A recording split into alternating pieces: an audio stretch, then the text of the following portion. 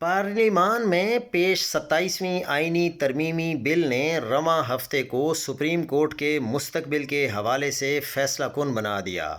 मुजवज़ा तरमीम के तहत सुप्रीम कोर्ट वफाकी आईनी अदालत के मातहत हो जाएगी, जिसके पहले चीफ जस्टिस की तकर्री इंतज़ामिया करेगी, यानी वज़ीर आज़म करेंगे। सुप्रीम कोर्ट नई वफाकी आईनी अदालत के दायरे इख्तियार की पैरवी के पाबंद होगी। इम्कान है कि रवा हफ्ता मुल्क के मौजूदा अदालती उज़्मा के लिए आखिरी होगा।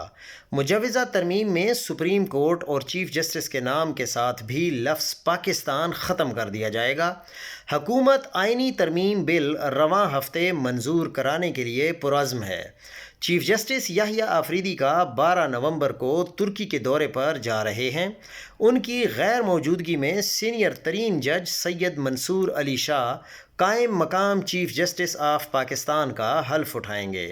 इस दौरान अगर 27वीं तरमीम मंजूर हो जाती है तो हुकूमत किसी भी सुप्रीम कोर्ट के जज को कायम मकाम चीफ जस्टिस लगा सकती है।